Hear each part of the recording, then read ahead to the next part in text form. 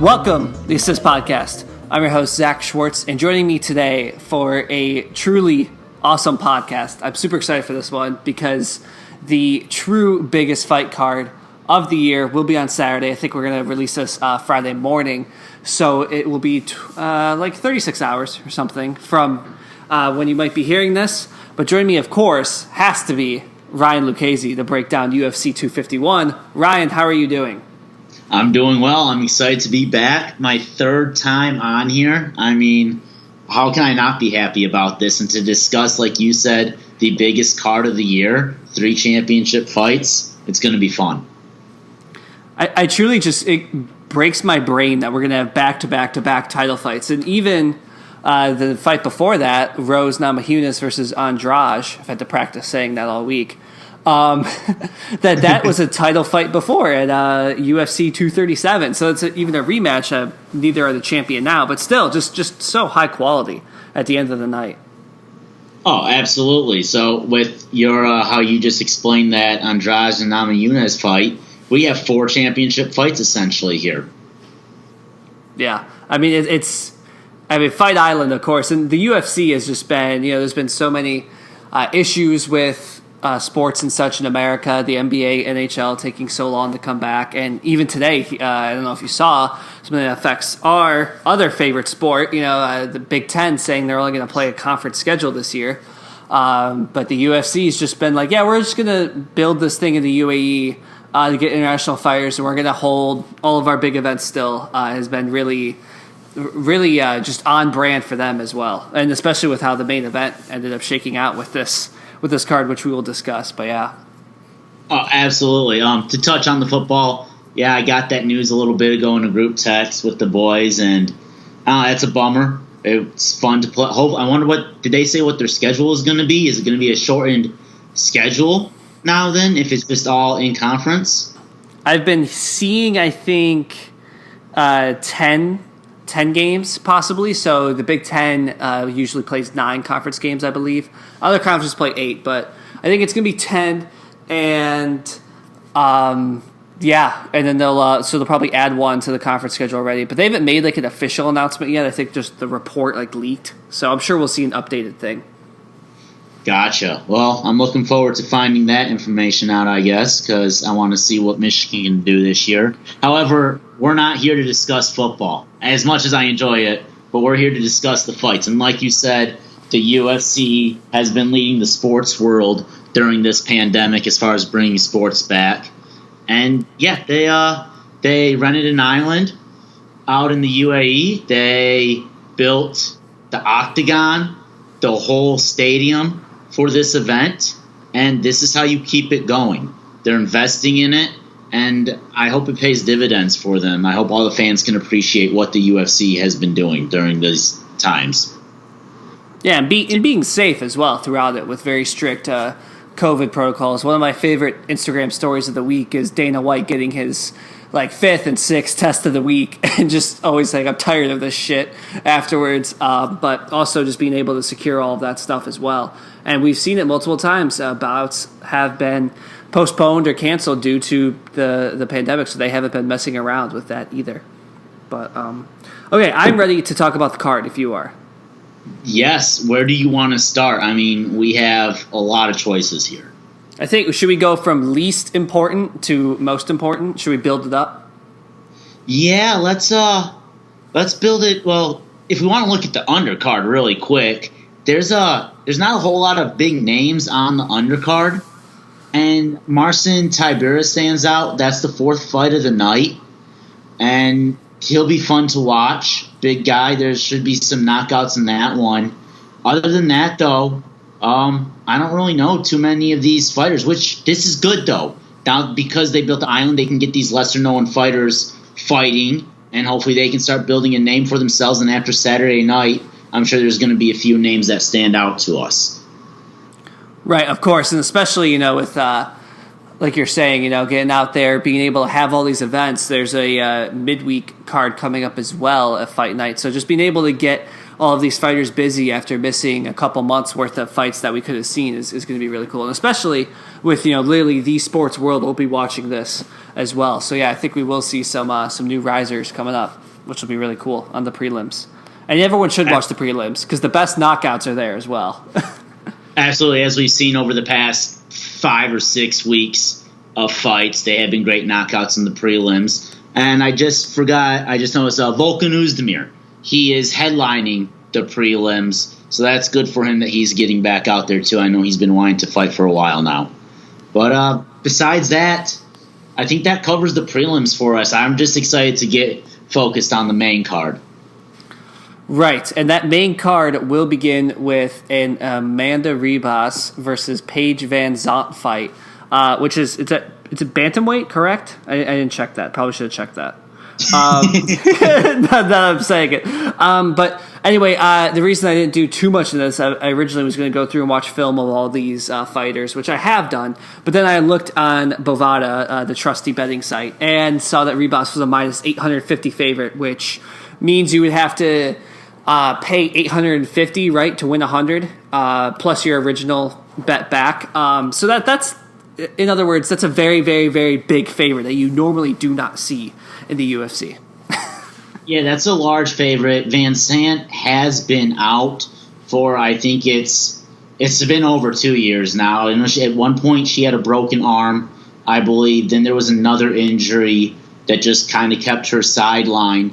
And this fight for her, I do believe, is her last fight on her UFC contract. I know they've gone back and forth over her layoff as to fair pay and just how she's being treated, I guess. I don't know the whole story, but this will be interesting. If she goes in there and walks out with a win, that'd be a nice little way for her to say, hey, what's up, UFC? Even though I haven't fought, come on, pay me. This is it. So I'm interested to see that, but the chances of her walking away with that win, well, I mean, the odds speak for themselves, like you said, with Andrade being the minus 850. I'm sorry, not Andrade, Ribas. Yeah, I'm trying to see. It's a flyweight. There we go. Flyweight, and actually, I'm on a bet online, and it has Ribas at a minus 1,001 favorite.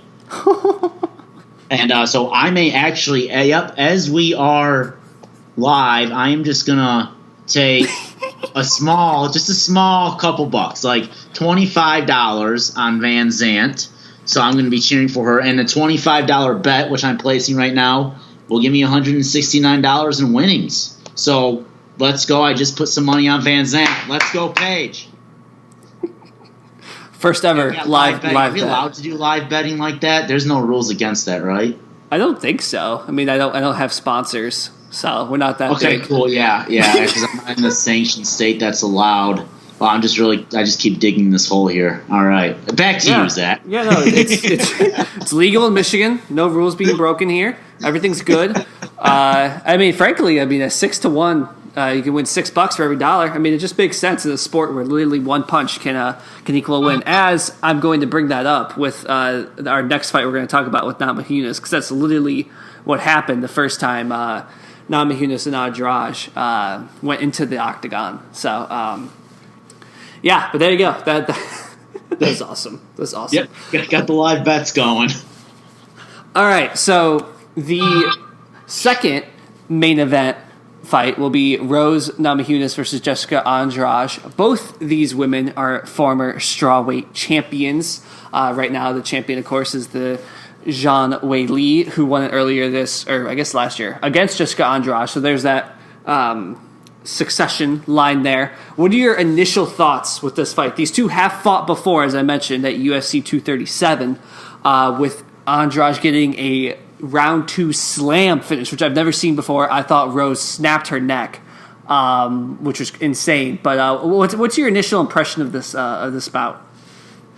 Well, this bout, I believe we've covered this before, touched on it briefly about Rose coming back, and that was before they knew her opponent, I believe. But I'm excited for this bout. I think Thug Rose is great. She was winning that whole first fight. It was just an unfortunate slam. She held on to Andrade just a little too long, and Andrade picked her up, and as Andrade was slamming to the mat, Rose should have let go of the choke, but instead she tried to maintain it, and that's what put her head in a bad position to, like you said, look like it got snapped. Her ear came down, slammed into the shoulder, and yeah, it was a nasty knockout. But that's all it takes. It doesn't need to always be the better fighter overall or the more skilled fighter, as we saw in that fight. But I think Rose comes out. I think Rose gets to finish this fight, and then she's going to be next in line for the title shot against Weili. That's your justification for your betting right there, is that anything can happen in the sport. Yeah, just one thing. That's why I took Van Zandt, because who knows? She could get a nice slam too. So, but I don't see anything happening here besides Rose winning her fight. I agree, and that's what kind of shocks me about the line right now, because she is, I think, she's less of a favorite than, or barely, at least on Bovada, of Yan versus Aldo. And I mean, we'll talk about the Volkanovski Holloway line, but she's she's the same betting line that Volkanovski is, which is crazy to me, because I agree with you. The only thing I see happening is Thug Rose getting her hand raised here. She dominated Andrade in that first round. I mean, she was constantly changing her angles and such in attacks, and Andrade would just sit there in the pocket and take shot after shot. And doing that, I mean, Andrade is really good in the clinch, but even with that, Weili destroyed her in the clinch when Andrade lost her belt to Zhang Weili. So that's where, like, I've tried to watch these films, and I look and see, I'm not sure what Andrade does well. I mean, obviously she does things well. She's ranked the second or third best strawweight in the world. But in terms of this higher class of fighters we're talking about, because she's gotten finished or she just slammed Rose to the ground. So, and then I only became a fan recently, so I had to go back and watch Rose versus Joanna from back in the day. Yes. Their second fight. And man, first of all, what a brawl.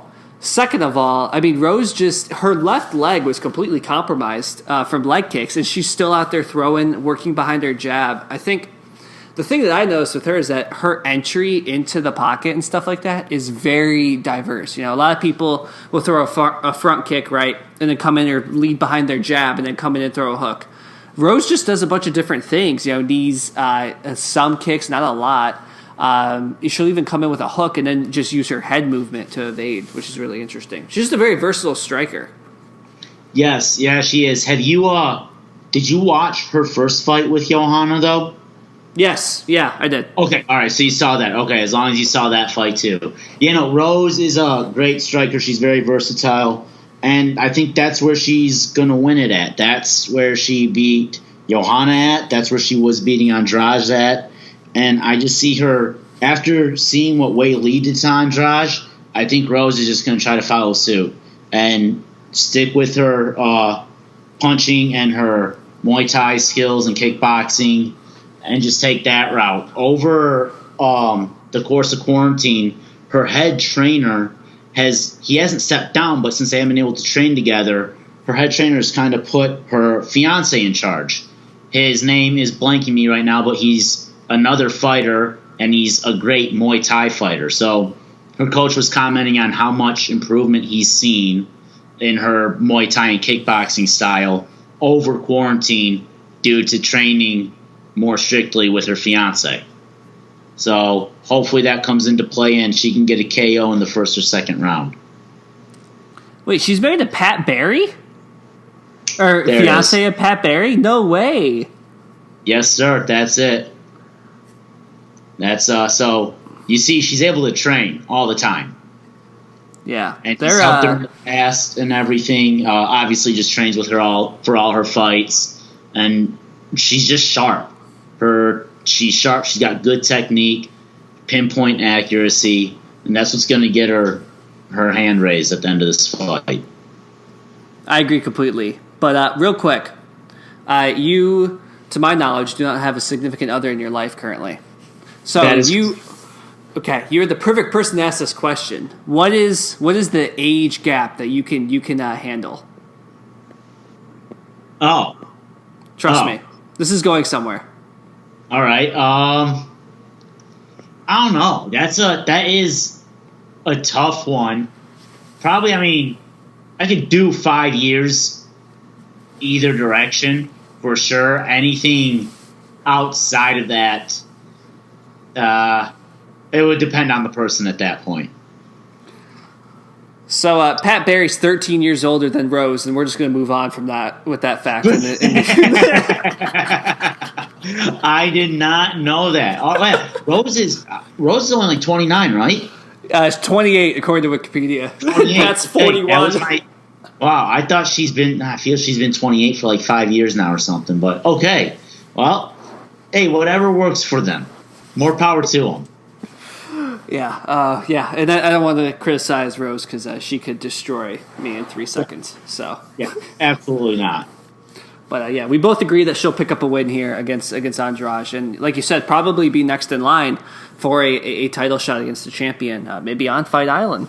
So with everything going on with there, okay, the bantamweight title is next, and neither of these two are coming in with the belt because Henry Cejudo vacated it, which I'm still shocked that happened. And it's Petr Yan and, of course, someone very familiar to all UFC fans, Jose Aldo, coming in for the title. Yes, this will be a good one. I know there was questions about this before because Jose had lost a controversial fight to Marlon Moraes, and then Marlon Moraes got the title shot against Cejudo and lost in the second round after dominating the first round. So everybody thought that should have been Jose's shot to begin with. However, it didn't go down that way. As you said, Henry Cejudo rode off into the sunset after his last fight. So now we have Aldo here. Petr Yan, he's ran through the division. He's 2 years in right now, and he's already fighting for a championship belt. He's a killer. On his last fight against the California kid, Uriah Faber, I was hoping Faber was going to win, and that didn't happen, and Yan put Faber out in the second round, I believe it was, too. He's got power, and I see him coming out with the win in this fight. I just don't have the faith in Aldo anymore, and Yan's just young and powerful, upcoming, and I think it's his time. Yeah, Jan's really interesting because I feel like when I was watching the tape on him, he advances very well. Like he's always advancing and stalking, but he's not reckless. You see a lot of guys and girls will do that. They'll advance and then they'll just start throwing. But he's very patient and waiting the counter strike, waiting. Everything's purposeful and he's deadly accurate. I mean, talk about someone who always hits his mark. I mean, Yan is deadly accurate and, like you said, up and coming and has pretty good takedown defense as well. Seen that especially against Jimmy Rivera and that fight.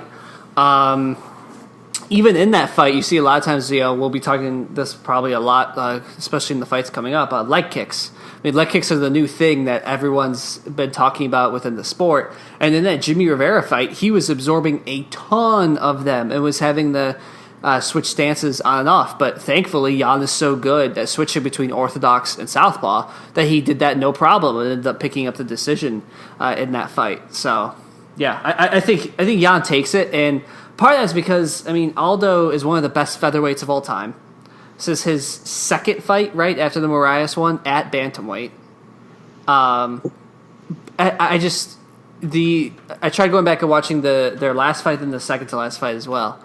And Aldo's fight against Volkanovski is horrible to watch for Aldo. It's not like he's even getting beat up. It's just he's standing there. He doesn't do anything. I don't know if you remember that one. Yeah, but he was a punch bag. Yeah, and Volkanovski took advantage, won the fight, and eventually got the title shot. But it's just so. So I hope, because that, like you said, the Moraes fight was better. He probably won.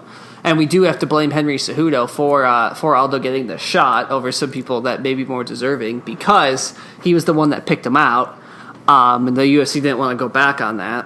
But Aldo has so many more red flags to me than Yan does, so that's my thing. Yeah, and I agree with all that. I don't think Aldo's going to be as durable as Yan is. As you mentioned, how Yan would absorb those leg kicks, and he didn't need to change stance, but he still pushed through it. I know Aldo's scary, that's for sure. but he's not what he used to be. And like his second fight at bantamweight, I don't see him taking this title. Yeah, I agree completely. I just think Jan's going to outpoint him, outstrike him. I don't know if there's going to be a finish. I mean, it depends what kind of Aldo we get, right? Because even in the Morales fight, he was taking the center of the octagon. He was pushing forward. He wasn't using leg kicks, which is very odd for him, I know. But he still was applying that pressure, and if you apply that pressure to Yan, I mean, he's gonna throw. So it should be entertaining. And the betting market again has Yan as a sizable favorite, but not overwhelming. So maybe there is some respect there for Aldo, but I would also lean Yan as well for that because on the money line because I think he's just sharper, and I think frankly at this stage in their careers he's just better. Yep, absolutely. That's there's nothing to disagree with there, in my opinion. So, okay, now this is where we get really juicy. This is where it really is getting good. And I know we've agreed so far, but I think we disagree a little bit on this one. So Alexander Volkanovski, in his first title defense of the featherweight title, will face Max Holloway, who is reigned on this division for a long time and is the person that Volkanovski stole the belt from, what was it, UFC? I don't have it listed. Bad note-taking. Last year. We'll go with that. Last year. Last year works. What are your thoughts around this fight? Well, thoughts are I like Max Holloway. I like him in general. I like Volkanovski too, but I like Max. I want to see him get his title back. I absolutely do.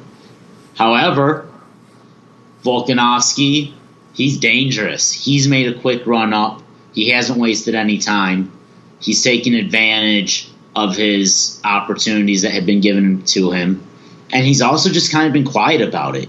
He doesn't talk a lot. He's not cocky. He doesn't call guys out in a huge, memorable fashion such as Jorge or Conor would. But that's how he came to this spot, though. He's a great fighter. I was watching the UFC embeddeds, and he's been able to get a camp in after getting some restrictions lifted. So he's been training. Max Holloway has claims that they haven't done any physical training until fight week when they all got in the UAE in their hotels together. So that's kind of scares me if he hasn't been sparring. I don't know. Maybe that's just a little ploy and, just trying to play some mind games or not. That has me concerned. And I know you and I had talked about that a little bit via text yesterday. Yeah, it's something we have to talk about again, just so people understand. Because I know I'm relatively new to this sport this year. But to me, that sounds ludicrous that he could train without sparring or anything at all the last 3 months. I mean, doesn't it? I know you're much more reserved with saying wild things and accusing things of that nature, but doesn't that seem ludicrous to not do that for a title fight? It does. It seems that way, and even though he's one of the best, I still don't think the best can get the best training through Zoom or Skype or whatever platform they use. I think it would need to be hands-on, in person, get some combat in. So I'm just hoping that it's just he's trying to play games right now. Get in Volkanovski's head, make him think that he already has the upper hand, and, just play it under the radar and cool a little bit. I'm thinking that's what, Max has that Hawaiian chill attitude anyway. So I think it'd be like, yeah, we haven't touched each other yet. And just playing those mind games. Yeah, that would make a lot of sense to me, especially with Max, having gone through this so many times and defending this title and being at the pinnacle of the sport for so long.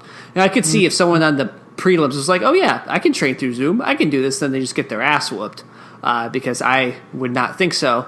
And that's for me saying that Zoom for college, the last couple months was not beneficial. It's definitely not the same, no matter how much you're going to be told it is, the same quality of education. And I'm not trying to punch people. So I think that's there too.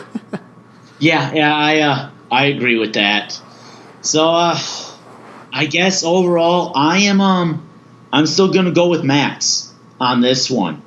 I believe he learned from the last fight. I hope he can use his length figure out how to use his length to his advantage in this fight.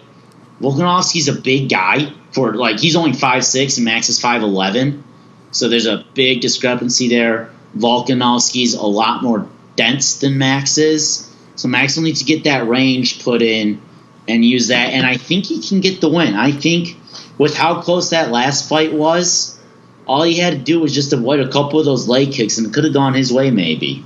So he'll keep the range. He could. I don't want to say Max is going to get a finish, but I'm going to say it. Max is going to get a finish in like the 4th round. That is bold. And that's a KO. It's not going to be a submission finish. It'll be a knockout style finish. Yeah, for sure. It is an interesting stylistic difference because you're right. Max is so tall for this division. And I think I was rewatching their fight this week, and I want to say it's Joe Rogan, and I'll just credit to him because Joe Rogan's awesome.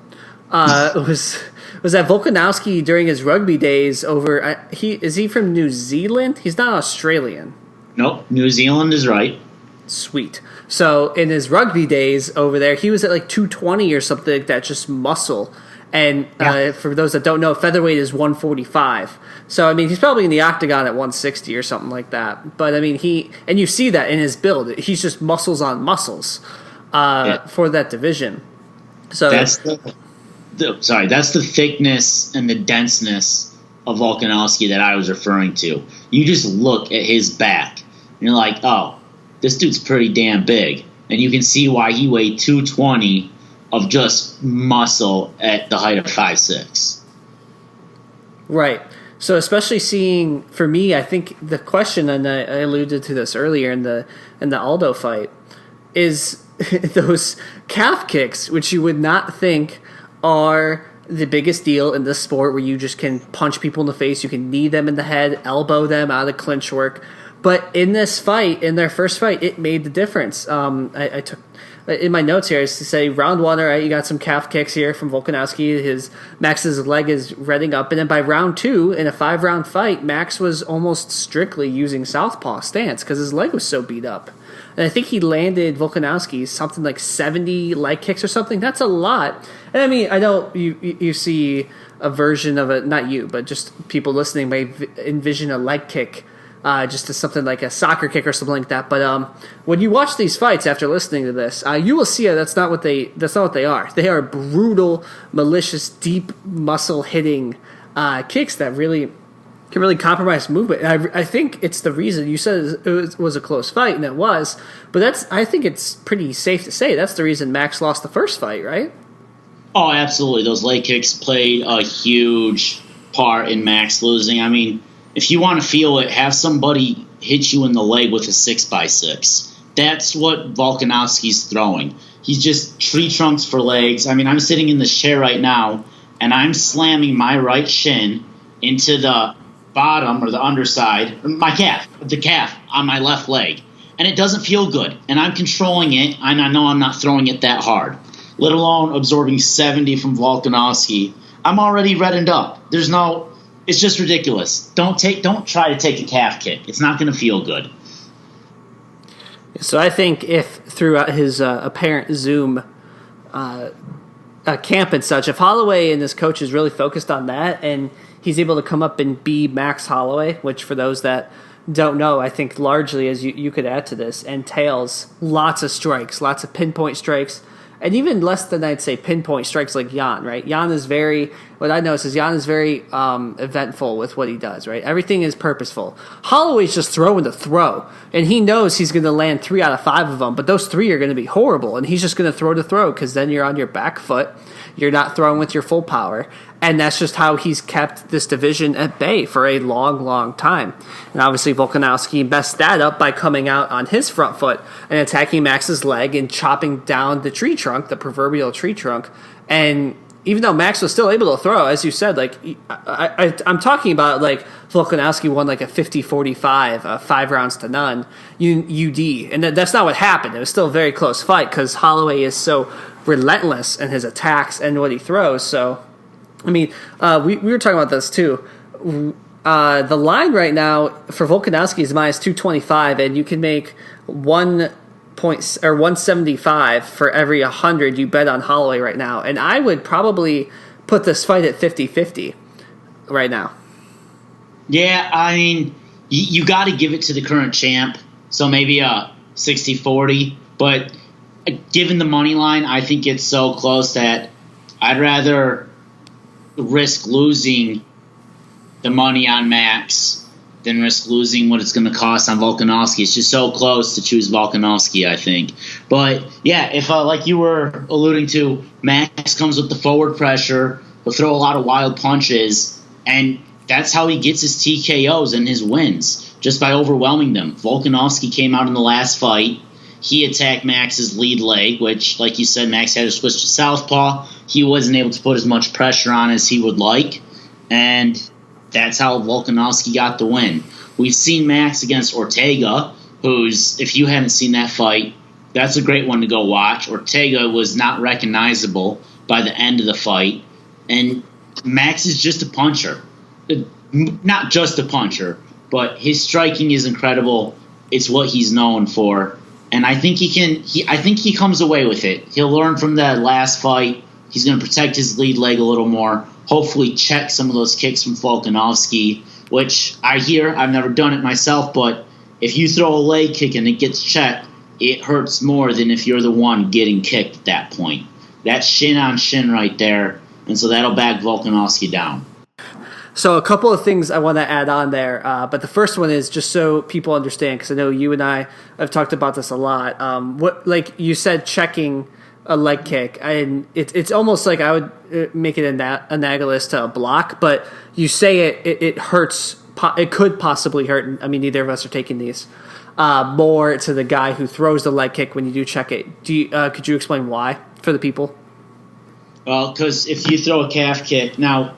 I want to preface this by anything I'm saying is I've heard through a podcast or just on the fight, watching the fights themselves. I've never taken a lesson in my life, so this is just what I'm going with. So don't take this for the biggest word out there. But when somebody throws a leg kick or a calf kick, you're hoping to hit them in their calf, the meaty part of it, the muscle. When somebody checks it, they're going to turn their leg slightly out, and then it turns what is supposed to be a calf kick into a shin kick. And so that's two shin bones colliding. And because the person who checks it is expecting it at that point, it's going to be the person throwing the kick that receives more damage, because he was expecting to land into the meat of your calf and not your shin bone. Perfect explanation. Thank you. I wanted to say perfect, but thank you. You're too kind. No, that's exactly how it's been described to me as if I'm the only person being talked to. That's how I've interpreted it as well through watching all this stuff too as well, and especially because this has become, I keep hitting on it, but this is almost like the spread offense in the NFL recently, is that this is just the new thing that is suddenly overtaking the sport. So, I mean, there's a lot of new techniques. So you're going Holloway by finish, or specifically knockout TKO. I do. I get the sense that Max is so experienced, and that I did watch that Ortega fight that you mentioned, and I mean, Ortega was so messed up. They did the doctor came in between rounds and stopped it. It wasn't even like he dropped him. His face was just, his nose was broken, his eyes were swollen shut. It was just one of those where you're like, oh my god. And Holloway looked pristine. So, however. Just not to interrupt you, but if you look at how quick Ortega healed, he has some X-Men, Wolverine, or Deadpool blood in him, because a week later, there was barely any bruising or cuts on his face. So right. I gotta give him props on that. I hope soon we're talking about him and Korean Zombie. That's been rumored forever, right? That fight coming up. That going. That would be fun. So hopefully in the future. But yeah, so back to Holloway. I mean, he just... Because I once again just say, like, it was very clear early on if he's compromised in that fight from those kicks. Who knows if his leg didn't start bothering him until round 4, he may have very well pulled out that decision instead, because that would have been rounds where he would be able to set the pace and stuff. So to me, I just think they're both going to come in with adjustments, right? Volkanovski is not and his camp can't be so stupid as to think they're going to do the exact same thing and it'll work. I mean, it could, but I doubt it. There's been a lot of time for adjustments since this is they're fighting each other basically back to back. Since the last time they fought, they haven't fought anybody in between. I don't. It's just whoever you start seeing taking the center of the octagon first is going to win, and I don't know who that is. You have to force me to make a pick. Like you have to do a countdown. Yeah. All right. 5, 4. Oh man. 3, 2, 1. You got to pick. Volkanovski. We'll just go with that. Okay. UD. All right. That's the wrong pick. All right. Well, anyway, you're wrong. That's all I'm going to say about you just being completely wrong. But, I mean, okay. Max Holloway wins. I'm hoping it's by a 4th-round finish. It may not be. But for the bettors out there, right now I'm on Bet Online, and for the total rounds of the fight, under 4.5 is plus 190. I like that. If you can pull up your prop bets and to see if the fight goes the full distance, you're looking at a plus 170 on the no. I would definitely take the no. If you want a couple more bucks on top of it, I would take the under the 4.5. This fight does not see a decision. So that I would agree with you. I think on that prop that's a good one. That the under 4.5, because really 4 rounds. I mean, well, there's the under 4.5, but then that's plus 190. Then does the fight go the distance, which gives you the full 5 rounds, and that's at plus 170. So you may be sacrificing a winning of $20, but you get an extra 2.5 minutes out of it. Which I may just do that instead of the 4.5 one. Okay, because because I heard plus 170. I thought you were talking about the Holloway money line itself, because that is also plus 170 for me at least on Bovada. So, you got to come to Bet Online. We're at plus 185 on Holloway. Oh, that's dirty. I like that. I mean, you got to compare lines on all sites. This is how you do it. See, folks, this is more than just UFC right now. This is also gambling as well. So take notes. Oh man, yeah. And then, so I say I pick Volkanovski, but I truly see it as such a close fight that it'd be plus 185 is just value for Holloway if you are into that sort of thing. But that's another thing, because this octagon at the UAE it's the standard 30 feet, right? I'll look it up. I tried looking it up and I got distracted and I never did get my answer on it. That is something that I was wondering myself. I haven't heard any. Something tells me it's only 25, but I've liked the 25-foot octagon. It's definitely intensified the action that we've been able to get. So I wouldn't be upset if it is. It'll force these two strikers closer together in a quicker time frame, which just means more action. What was that? No, I was just gonna say, because it's not just 5 feet, right? That's circumference or whatever, right? Yeah, and I think it's like it comes out or something to like 2.5 feet in every corner you're losing. Mm-hmm. Every corner of the octagon. I heard DC talking about it on a podcast. I wish I had a better memory. I could actually explain it better. But yeah, it's a significant difference that being 25 foot compared to 30 pushes the fighters closer to each other a lot quicker. And that's one of the biggest reasons we've had so many knockouts and finishes over the past few weeks in the UFC. Right, and the numbers actually do very well reflect that. If you do look at the finish rate, has gone up, I think, 10, 12% or something like that. Yeah, which is huge. Yeah, I can't find it either. So, okay, good. So it wasn't just me. Yeah, no, I can't. Everything, I accidentally clicked on a Forbes article. It started talking about the development on Yas Island. I'm like, I don't care about this. I need it's not the size I mean, Google. But, I don't know. I think for the fights we've talked about, though, too, like a lot of times that that smaller octagon has benefited like wrestlers, specifically the Curtis Blades fight against Volkov a couple weeks ago. Volkov just couldn't get away whatsoever. So, with all these fighters, I mean, they all can go on the ground, right? But, I mean, I don't think a lot of them are going to try to do that coming up. In the next fight, somebody probably will try to do that. We will preface with that. But I don't think that it'll make a difference in the fact that if it is smaller, the striking and stuff like that will have to be better, and you can't really necessarily escape. But a lot of people, and Rose comes to mind here, like they still use head movement to get out of the pocket, even staying in there. So I feel like with this quality, it's not going to be, it wouldn't make that big of a deal in terms of my picks. Yeah, agreed. So, but the one man who will be on the ground is probably Jorge Masvidal, because Kamaru Usman is going to take him down at least once. Bold prediction. Bam, cut the break. Yeah, hey, I love that prediction. And the only way that prediction is wrong is if Usman knocks him out before he gets a chance to get the takedown. That's true. So I think you, like me, are all in on Usman for this fight, and I will let you explain why first.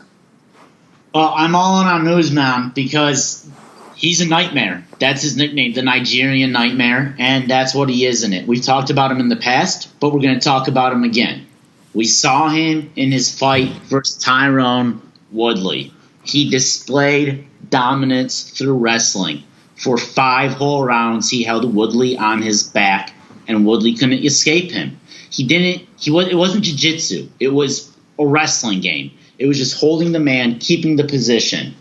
Then, when we saw him against Colby Covington, we were expecting an elite wrestling match because that's what those two are good at. But these two are also good at striking, as we found out. We watched Colby and Usman go almost a full 5 rounds just striking.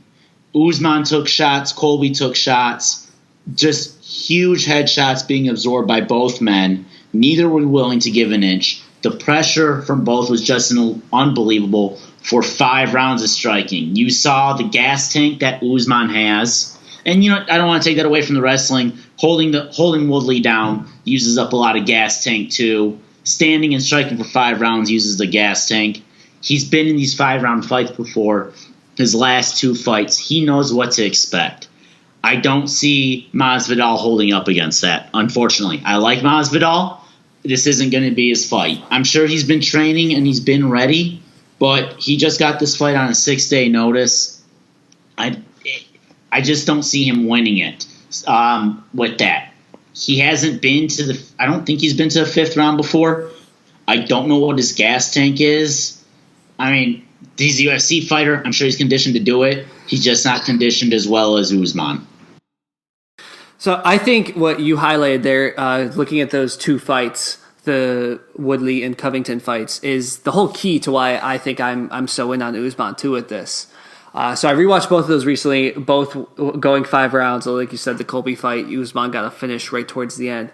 And I think for me, entering the sport now, especially that we saw Tyron Woodley just get destroyed by Gilbert Burns that we talked about, it's worth mentioning that at this point, when they fought at UFC 235, that Usman was the real up-and-comer. This was his first pay-per-view fight, and it was for the welterweight title. I mean, he deserved the shot. He was the 2nd-ranked welterweight in the world.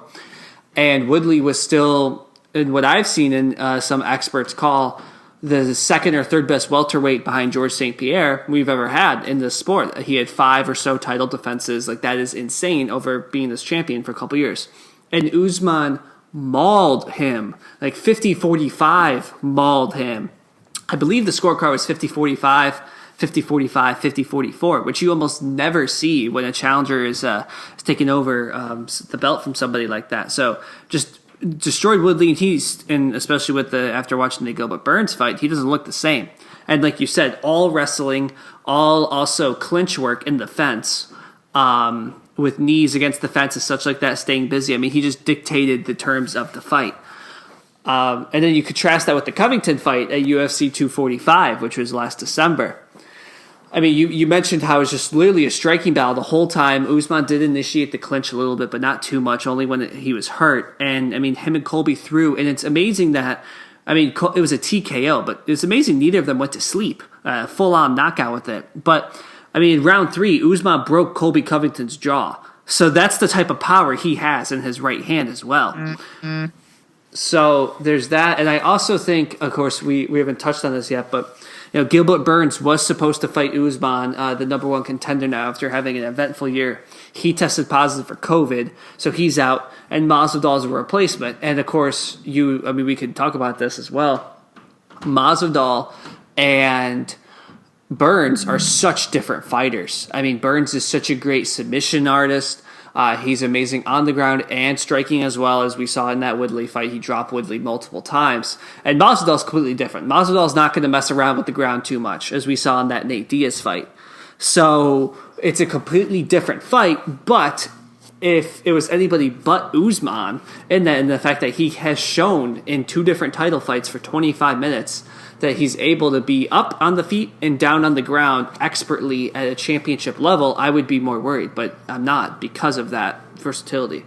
Does that make sense, Yeah, no, it does. I went back and I watched, actually I did watch the Till Masvidal fight, and he got put down on the ground by Till through a punch, and I think Usman has more power than Till after seeing his punches against Colby.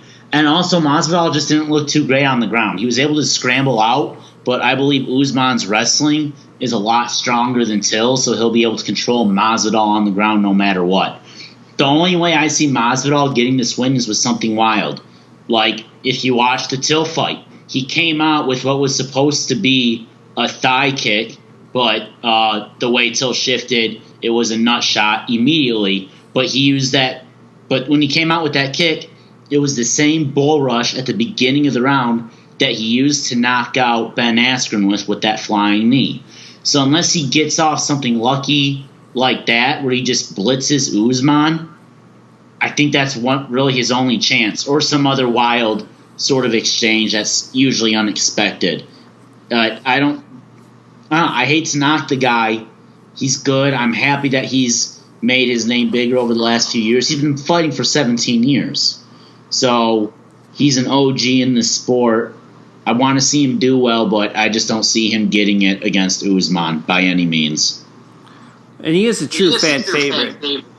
Yes. So, as well, which is really, really good for him. But so it is cool that he is getting this title shot and such. But yeah, I agree with you. And I do think kind of what you're saying with the Wilder stuff, like based on what I was watching, especially in that Nate Diaz fight, and you saw it a little bit with Darren Till, although he knocked Darren Till out cold, which Darren Till now moved up to middleweight. So I mean, he was a big welterweight in that fight as well. And then of course with the Ben Askren fight, like you said, that really put him into superstardom. But that Masvidal is he's really good at exchanges. That sounds like a simple thing to say, but what I mean by that is he's really good at, especially with Usman, this will be key. He'll get in, he'll close that distance, and then he'll throw his 1-2-3 or a knee and get out before the guy even loads up to counter. And it's a lot of fighters are great at that, obviously, like it's a very key thing, but Masvidal does it in a way to where he'll come in, he'll be smiling at you, hit you, and you're pissed now because he's smiling at you, and by the time you throw, he's already gone. He's very, and it's not him just backing up, but he's very evasive like that. Well, he'll keep his head in there, but he'll just move around like almost like a circle in a way. Did you see that, like going back and watching him through the years? Because I feel like that's something I noticed. Yeah, he does smile a lot, which is great. He loves it. He's born for fighting. He's game bred. That's how he got that nickname. And he loves the fight. He does smile in it, and it's kind of taunting because he will come in, throw that 1-2, maybe add a 3-piece in the mix, smile at you, and he's evasive. He's got the head movement as you were talking to, and so he's hard to hit, and I think that's how he becomes so successful. And if you look at his head movement when he rushed Till, that's how he was able to get that left clip onto Till with just a wild style coming in. So that's the only way he gets a win against Usman. But I just don't see Usman falling for that or allowing the wild style to throw him off too much.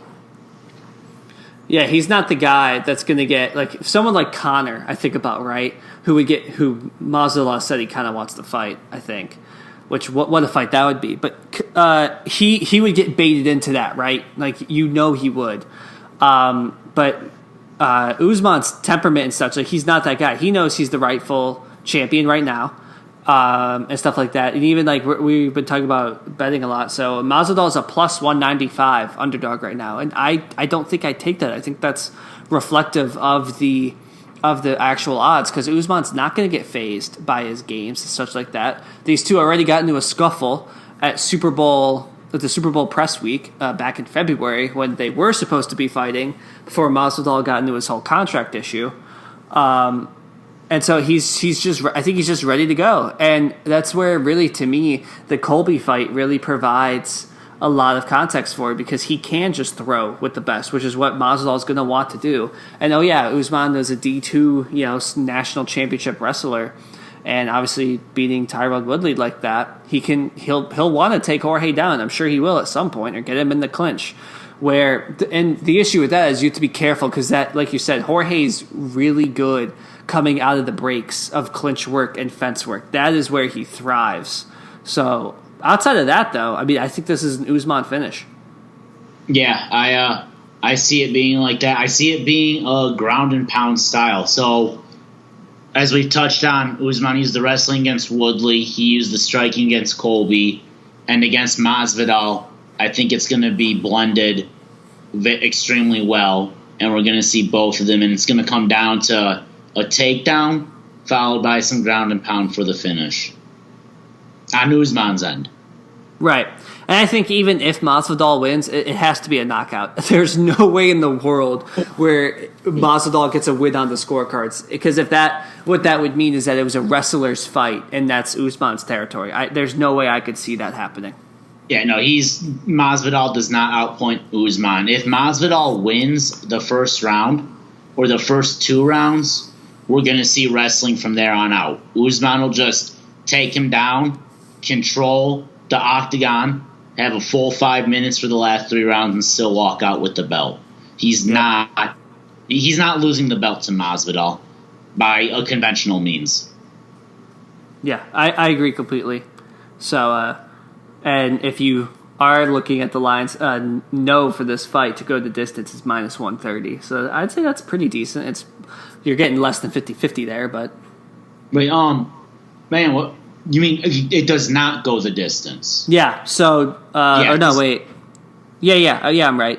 Will the fight go the distance? Yeah, and it's even if you think it will. Yeah. So, yeah, I don't think it will. I don't think we see the distance in this. So, this one, I would take no. This fight does not go the distance. Yeah, for all the people out there. Yeah, I agree as well. So, yeah, that's interesting. So let's replay our picks here. So, did you have Rose by finish or just in general? I think I have her by finish. I have Rose by finish. Second round KO. Okay, and then we both have Yan. I'd say finish. By finish, yeah. I think that makes sense because they're both going to be going forward a lot in this fight. And then our main disagreement, you have Holloway by finish in the 4th round. I have Volkanovski by decision, which I still don't feel great about, but we're going for it. And then we both have Usman by finish. Usman by finish. And then don't forget, Paige Van Zandt, $10 bet for $60. That's all you need. Come on, a quick $60. Anything can happen in the UFC. Oh man, the problem with that though is that you're gonna get so excited that you will not. You're gonna reinvest that money into later fight to be like, Usman, here we go. We're running it back. Just hey, you know what? You got to get money to make money, so that's how it all happens right there.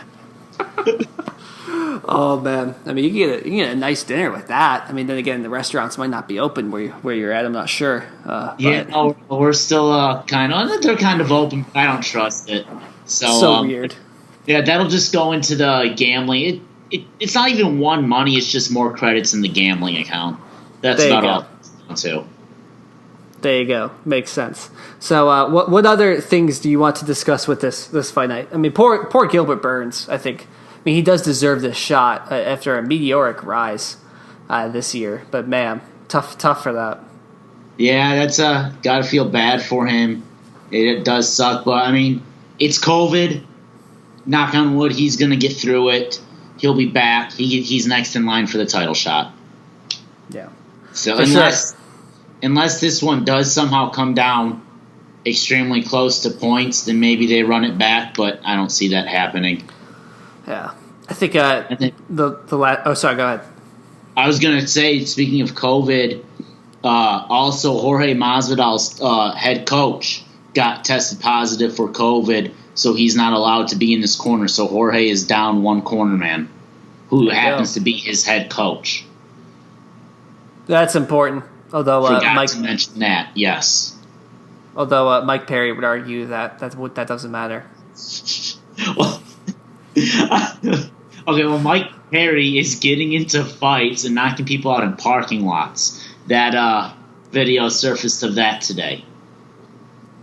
Yeah, I didn't watch the video, but I did see that happened. I didn't see that. I couldn't find the video either, but I read the article, which is weird because just a few months ago or whatever on his Instagram, he got in another bar fight with some bouncers. So, yes, Mike Perry beat Mickey Gall the other weekend with his girlfriend as his corner woman just to ice him down. However, I wouldn't quite go there. I wouldn't take his advice on no cornerman. Agreed. It's not a trend. It's just for him. Yes, exactly. But okay, Ryan, thank you for doing this. I'm super excited for Saturday and everything that's going to happen with these fights, and to continue talking about the UFC with you as we get closer and closer to some of these other big fights as well. You know, Stipe and DC coming up. Holly Holm is back in our lives in a month as well, and more that's coming to us. It's great. Thank you for having me. I enjoy it. I'm, like I said, my third time on here. It's been fun every time. Good luck to you gamblers out there. If you win, feel free to Venmo me. We can get that up on the Assist Podcast website. If you lose, you didn't hear it from me. So there we go. That's about as simple as I can make it. Yeah, not professional advice.